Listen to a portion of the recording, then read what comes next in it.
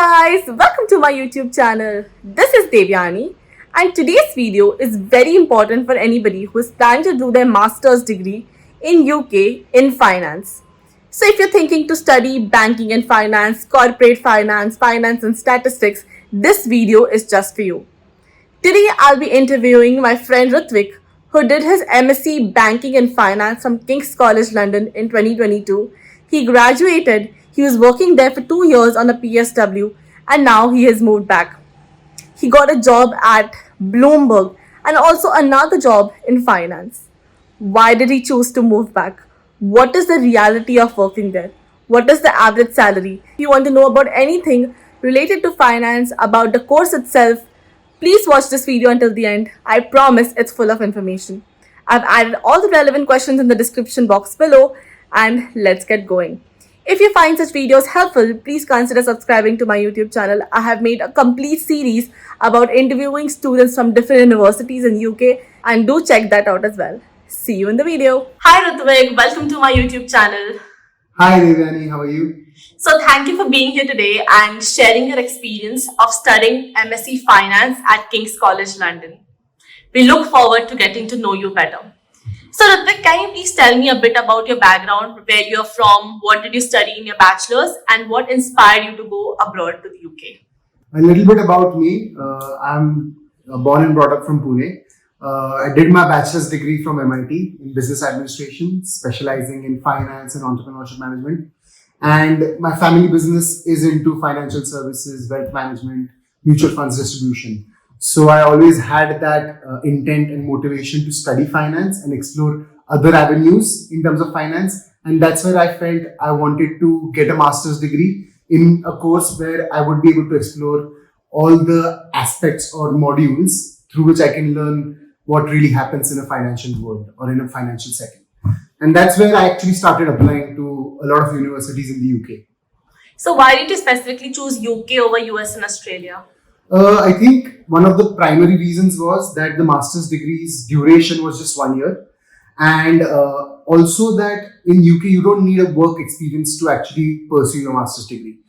So because that I was graduating in 2021 from my bachelor's degree, I wanted to immediately go for my master's degree in September. So I was looking for countries which actually catered to this specific criteria. And I think UK was a country which really fit well in this. And another pointer being that my actual elder sibling is also in the UK. He's been there for more than 10 years now. So there was also that comfort in which choosing that country was an easier decision for me. So while choosing a university to do your master's, why King's College London and what other universities did you consider?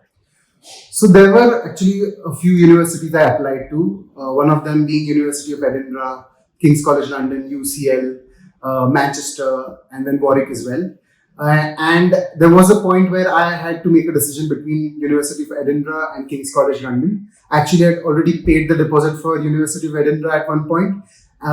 But when I spoke to a few people from the industry, a few people who are working in the UK and are students there, I wanted to compare both, have their pros and cons. And later on, I decided to choose King's College London, primarily because the location of it being in London and the financial hub placed being in London or in the UK being London was a very major factor in terms of getting a job or networking. So I think was one of the main decisions. That's why I chose King's College London.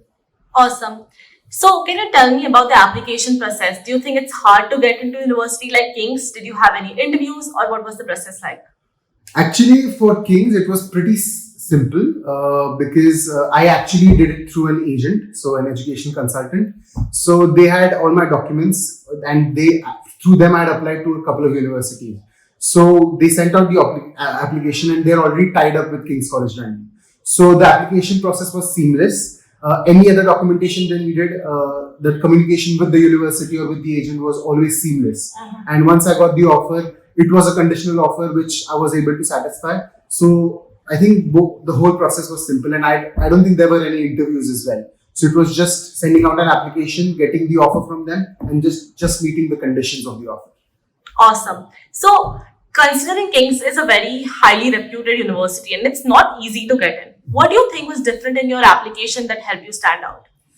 I think in my SOP, I deliberately emphasized on my motivations, on why I wanted to do this course and why am I motivated and why I want to learn so much in this field.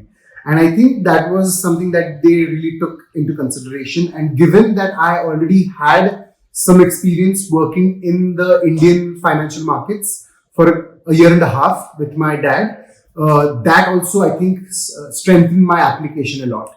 So, given my motivations with my education, with my work experience, I think it made a good portfolio for the university to select. Okay, thank you for sharing. So let's talk about your course more in detail now.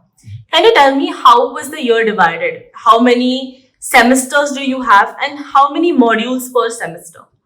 So, the master's degree was a 1 year course. It was divided into 2 semesters, and we had around 4 modules each semester. So, 8 modules, and also we had a dissertation as well. So, around 9 modules we had in total.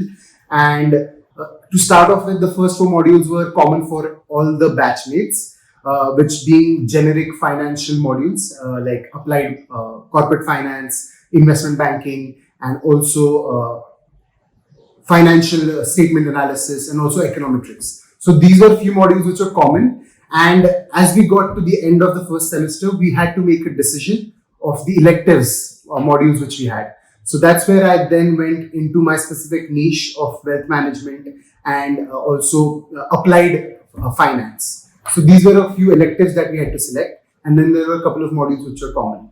So yeah, this was the basic structure of the course. So does King's College have only one course called MSc Finance, or there are other courses as well, like MSc Corporate Finance, MSc, I don't know, like other things? Correct. So how, are there any, and how do you choose? So there are actually around 3 to 4 courses based in the finance department.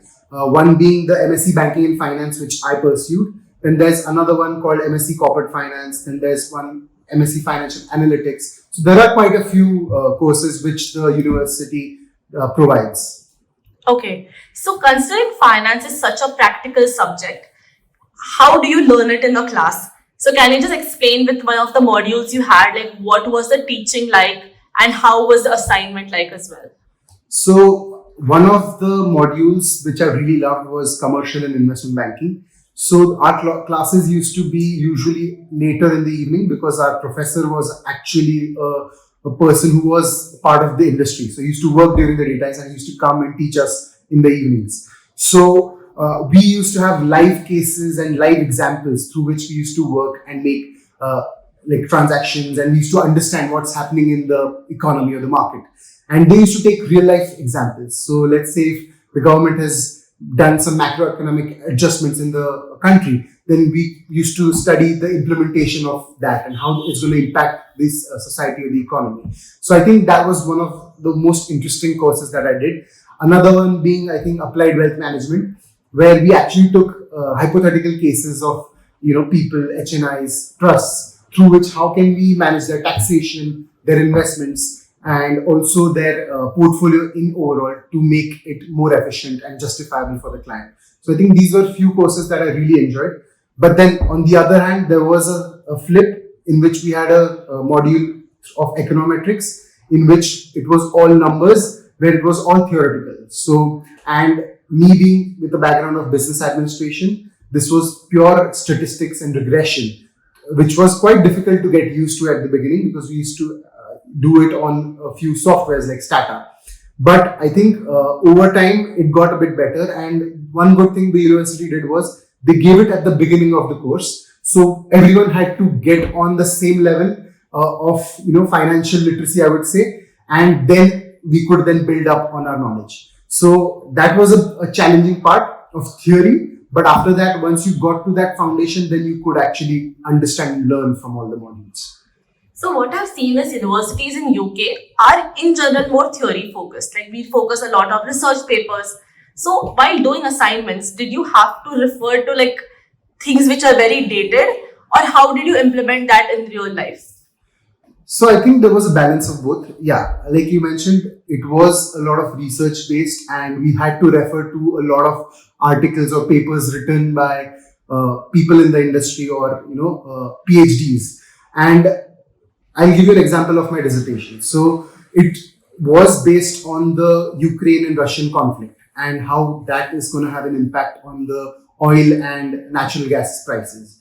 So that was a topic which was happening live then. So the war was just 3 months old and I was writing a dissertation on that. So there were a few questions by my mentor that there is not much written about this. Are you sure you want to do it? But I was like, I want to do it because it's very relevant right now. I can see the impact on the prices. So why not? I took that jump, and what I did was, in terms of referencing articles, I took examples of previous conflicts, not maybe about Ukraine and Russia necessarily, but other conflicts in the world and how those impacted. But then I used that and then implemented it in my dissertation paper, and then I was able to do it on a incident which was very recent and relevant. So that's how I think balanced my degree in that sense. So, if you had to name 2 points, how education in India is different than education in UK, the best 2 points, how would you compare UK and India? I think in terms of like my experience, personal experience of doing a bachelor's degree in India, the professors in India or the teachers, they come, they open up their presentation, they take you through a few slides, and then they expect, okay, you read this out, you do it. So it's a very monotonous process in which you are the person who has to take extra initiative if you want to learn more. In a master's degree, what I felt was that the teachers expect you to firstly be read up on all the informative materials. So you're not actually reading the coursework in your classes. What you're actually doing is you're applying that coursework into practical sums or practical scenarios. So it was all about discussions in the classes about the coursework rather than just reading the courses. So I think that was a difference where I felt the teachers were also very intuitive and also very interactive. So that was one major difference I could say. Awesome. So let us talk about your classroom and student life a bit more. So what was your class strength? How many Indians, how many international students, and what was the male-female ratio in general? So usually in the UK, you can expect that, especially in my class, that there are around 95% people are international students. And from those, I would say 50% are Chinese, then around 30% are Indians, and then you can find some other nationalities. So it's a mix of that sorts. And then so I would say in the whole of MSc Banking and Finance, we had 2 Britishers, and we had a strength of around 200 people. So it was very low. But in terms of the other nationalities, I think it was fairly dominated by Chinese and Indians. And in terms of gender mix, I would say it was around 60-65% male. So there was a little bit of, I would say, less of female strength in this strength. Yeah. So considering a diverse classroom, was it easy for an international student like you from India to interact with others? Were people welcoming, and how did you feel about that? Actually, I would say my journey in the university was quite nice because I had made friends from the first day. And even when it came to interacting with other nationals, so Europeans or even Chinese people, I would say there was a barrier at first, but with Europeans you can mix really well. But sometimes you can face that with Asians, it might take a bit more time because all of them are comfortable within their own nationalities or they hang around and they speak in their own language. So when it comes to socializing, it was a bit difficult with, I would say, Asians. But in terms of classroom environment where we used to interact about the coursework, it was all done in English. So I would say in that sense, understanding and also talking to each other or doing group projects was fairly cohesive. Okay. And is there something you wish you had learned in India before you went that would have made your life or education journey easier? In terms of the class mix? No, in terms of the course itself. Definitely, yeah. So while I was researching about the degree, I wanted to find through the internet or YouTube to see if there's more information about student experiences or about the coursework and how to proceed in terms of should I select this university or that university. So I would have definitely loved if there were more resources in my time. And another question I wanted to ask you about your classmates. what was the average experience like? Like, do you have like more freshers just like you, or people with like 7, 8 years of experience were a part of the cohort as well? I would say the average work experience would be around 1 or 2 years at the max. So there was, I would say, a very few people who had more than 5 years of work experience in our batch. So now let's talk about your university again. Can you tell me the best thing you found about King's College London and one thing you didn't quite like? Yeah, so one thing that I liked was the location. We were right bang in the middle of London, actually next to the Indian High Commission, and also the ability to interact with people from other courses as well. So we had a business school, so I could interact with Devyani actually, because she was doing marketing there. Then a few other people, and there were a few social spaces there we could go to. So I think as a university experience, it was really good. But one bad thing I would like to say was I had gone during the year of almost the COVID was about to end, but most of our actual classes where they used to teach us were online. And the tutorials or the workshops which we had, in which we used to discuss about the coursework, was offline. So I think that hybrid culture didn't really sit well with me when we were paying so much of a tuition fee. So that probably was one of the negatives. But in terms of the social life, it was quite nice. So, how do you think a master's in finance has helped you to be market ready? Do you think this was worth it? Were you able to find internships or jobs after? And what is your say about that? So this is a tricky question because I would say half of people would say it's not worth it, half would say it is worth it. It's totally up to the student. So in my experience, I would say it was kind of worth it because you get to meet a lot of people from the same industry who want to do something similar to you. In terms of the knowledge you learn, absolutely.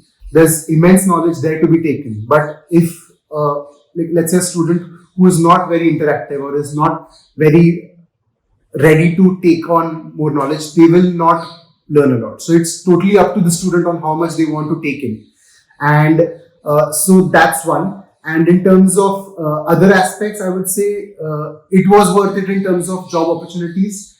Maybe not, because the job markets are terrible in UK. It's not like India where you get placements where companies come to the college or the university and you just interview with them and you get the job or you don't. It's you're on your own. Sure, the career services will help you craft your CV. They talk to you. They maybe help you prepare for an interview. But the application process to a company, finding companies if their applications are open, do they have any graduate roles or not? It's a research that you have to do on your own or find someone who will help you do it. And I think that was the most challenging part. Yes, I was able to find the job, but it did take a couple of months or a few months after my graduation when I actually started working. So in the meanwhile, I was doing part time. But I would say the main thing is networking. Like if you are in London, you've paid so much money to be there, especially if you're an international student. I would say don't just live as if you are a student where you are like laid back. I'll go to the classes, I'll come back, I'll rest. You should have that in your mind from the day your college starts, because usually how the graduate rules work is your application process starts the month you start your college or your university. That's when your application starts for the jobs which are going to start next year. So you have to be ready on day one in terms of your CVs, your like cover letters, in terms of your networking. So you have to meet a lot of people. And I think getting jobs, I have seen a few examples where people have, worked with someone or have spoken to someone, and then through them they have found an opportunity. So might as well use that people around you to your advantage. And I think that's something that not everyone is able to do.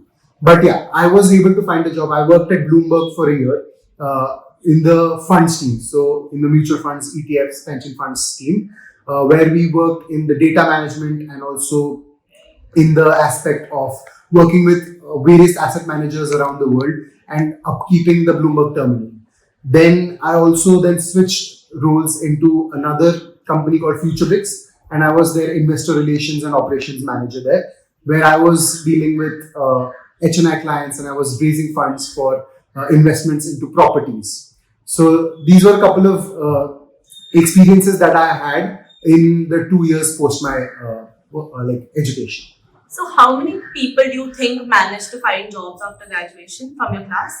So immediately I would say very few, but people who stayed in the country for a couple of years, they were able to get something or the other. I would say the ratio would be around 60%, through which they were able to get some kind of a job related to finance. But through which getting a sponsored job was even harder. So I would say out of those, maybe 10 to 15% people, international students, maybe got a sponsored role.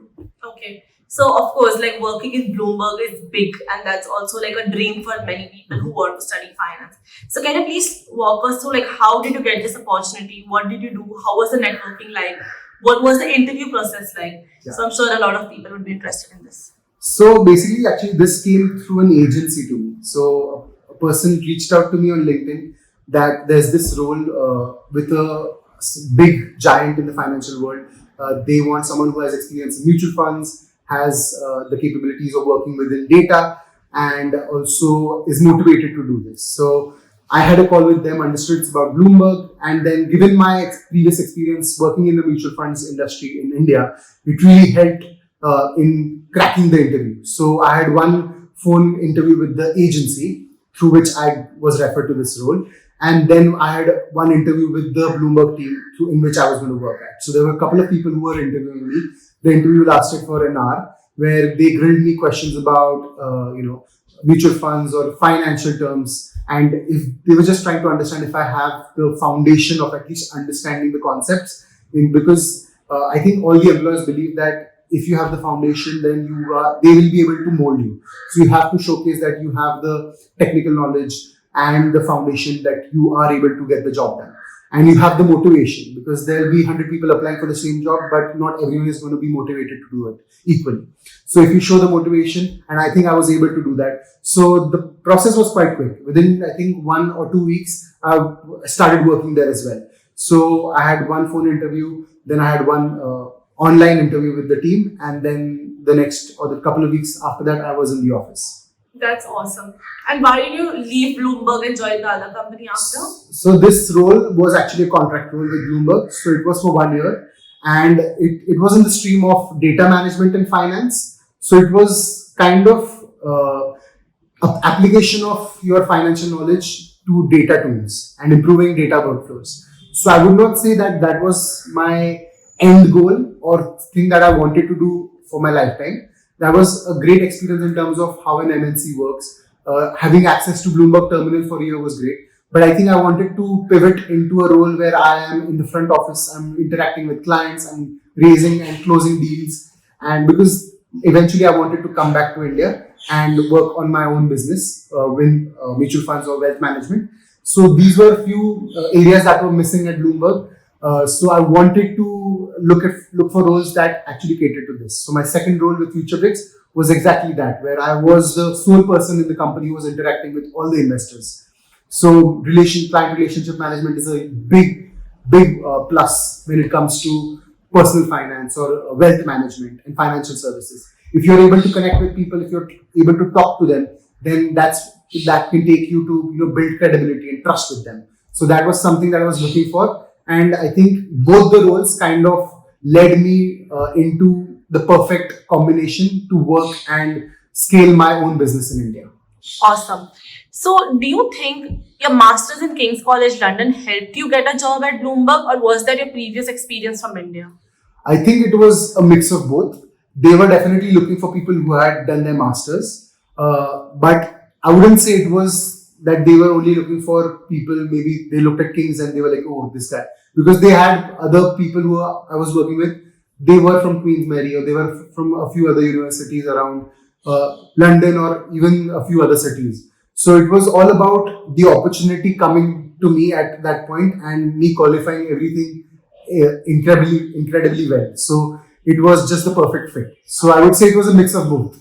So, of course, not to reveal any personal details, but what would you say is the average starting salary for a finance degree after master's? So with inflation and with the government changes, it changes every year. But during my time, I would say average graduate salary would be anywhere between £28,000 to around £45,000, depending on which company you work at. And also there are these other like companies which are like dream roles, where if you get into investment banking, let's say JP Morgan, then you can expect a salary of £60,000 or £70,000 plus bonus from your first year. But that's obviously difficult to get in. And there are various roles in finance, so it's not limited to just investment banking, but if you are a trader, then your compensation can be much higher. So it totally depends on what kind of role you're doing. But I would say a graduate can expect anywhere between 28 to 45,000 pounds. And in your opinion, is that enough to sustain in London? I would say it is difficult. So like you will have to run very on a lean basis, where you're sharing an apartment with someone. You're probably living out of a room, and then you're sharing the apartment with someone. So you're kind of splitting your rent, your bills, and then you're also not probably going out every day and spending. So you have to make a budget, and it is difficult to survive on. I wouldn't say you're thriving when you're on a graduate salary, but if you are working towards your promotion or switching your role, then I think you can make a living. But it is quite difficult in the first few years to survive in London. Do you think having a CFA or a level 1, level 2, level 3 would impact finding you a job there? I think now the market is so huge that a lot of people already have cleared CFA level 1, CFA level 2. So you're in the pool with them. So a lot of companies, actually, the job description does mention that CFA level 1 preferred. So there's a preference. And when you have cleared maybe the whole CFA, or you have done certain, it shows the manager, the hiring manager, that you are actually committed to this field and you are motivated enough that you have done this, because it has an expense to it. It has a lot of time that you have to spend doing it. So it does add credibility to you, but I wouldn't say it really sets you apart from the field, because there are hundreds or maybe thousands of people who have done the same thing. So you still have to be the outlier and be different than them. That makes sense. So I will give you a situation. You tell me if this is a good fit or not. So there is a student who has just completed their bachelor's degree and wants to go to London today to do master's in finance. They have taken a huge loan and they are not going to one of the top universities. They are going to some university which is averagely ranked, but which is based in London. What chances do you think that the student will get a return on investment and get a job in the competitive job market? So I think it is quite difficult. Like in terms of, if the candidate does very well in terms of the networking, then sure, they'll be able to get a job. But in terms of return on investment, I think it's quite difficult, because first few years in London, you will not be able to save. Like with a salary of 30,000, 35,000 pounds, you will hardly be saving any money. So if you're thinking of paying your loan back with the amount of salary you have, it's going to be quite difficult. Then you'll have to compromise on the place where you're staying, where then you might have to stay a little bit outskirts of London, maybe zone 3, zone 5, zone 6. So it really depends. But I would say that if you are coming and you're investing so much of money, then aim for a university where you can say confidently say that you're going to that university. You see that it has rankings that it is being backed with, and you can then be in an environment where everyone is on the same level. Because you can easily get distracted if you go to a mid-tier university where other people are maybe not so motivated, and then they're doing a part-time job in some other field, and then you get into that momentum. I've seen people who have just been doing a part-time job ever since they have been after their masters, during their masters, and they've never gotten a job in finance. So that's not some kind of distraction that you want. So if you are focused and if you believe in yourself, sure. But the percentage of return on investment within the next 2 years is highly unlikely. So you'll have to work maybe for 5-10 years in terms of, probably you're looking at a tuition fee of £30,000 minimum. So to repay that, probably a decade. Yeah. Decade. And another situation, there is a person who has been working in the financial field for 5 years in India or anywhere in the world, and they come to do a master's from a normal university. So do you think if somebody comes with experience, masters from the university name doesn't really matter, or what's your opinion on that? In terms of, let's say, there are various filters during a job application process. So if you are clearing, let's say, the ATS system, you are doing the initial phone call interview, and once you get into the last 20 candidates, that's where you're there. I think if you are from a mid-tier university, but you have great experience, you still be able to pull through. But if someone doesn't have experience, or they are not from a good university, that's where they might be lacking, because they are competing with graduates from LSE, Imperial, LBS. how are you going to compete with them? How are you going to make yourself, stand apart from them? So that's where the question comes. So if you have a 5 years of work experience and if you are able to communicate that in a really proper manner and a systematic manner, I think then you have a chance and a shot of landing a dream job. Okay, and so you did mention that for Bloomberg, an agency reached out to you themselves. Correct. So, if somebody is looking for a job, what is the best way to where to find it? It is a humongous space where you can go for. So I personally, when I was looking for jobs, I used to be on LinkedIn. Then there were a few websites. They were specifically catered for graduates or students. So, and your university yourself, they provide you a website called Target Connect, through which you can apply to a few graduate roles. Then there are a few other websites called Indeed. So if you just Google you want finance roles in London, you'll find a few websites. You can scan through them, but most credible sources are probably through LinkedIn, through a credible Bright Network or Target Connect. These are a few websites that are more credible than a few which are just taking your data and probably not passing the information to an actual company. Okay, so again, I think I'm kind of repeating myself, but just to be clear, if a student wants to make a career in finance today, would you say, okay, go to UK, do your master's first and get a job, or you say don't go at all? What would be your advice? So we have to set the expectation right for anyone. If you're thinking that you're going to go there, you're going to do your degree and then you're going to get a job and it's going to be all hunky-dory and it's going to be lovely, that's not going to be the case. There are going to be a lot of challenges. You might take maybe half a year to find a job. Some people took a year to find a job. So it is not that easy. And it might happen that you might not even get a job in that place. So I would say it is a balance and a mix of yes or no. But personally, I would say that if you are going there thinking that you're going to get a role in investment banking, I would like to break your myths or your expectations very clearly that maybe just 1% of people who think that actually get it. So you have to really set your expectations on a level where, okay, I'm going there. I have a lot of work to do. I have a lot of networking to do. And if you do the right things, I'm sure you will have success. But the road to that place is very difficult. And not a lot of people actually get to that place. So I would say if you are going there, you probably have a 60% shot of getting a job. Okay. And from all the friends you made there, how many people managed to get sponsorships? Probably around 10%. 10-15% people. Yeah. And what do you think they had done differently?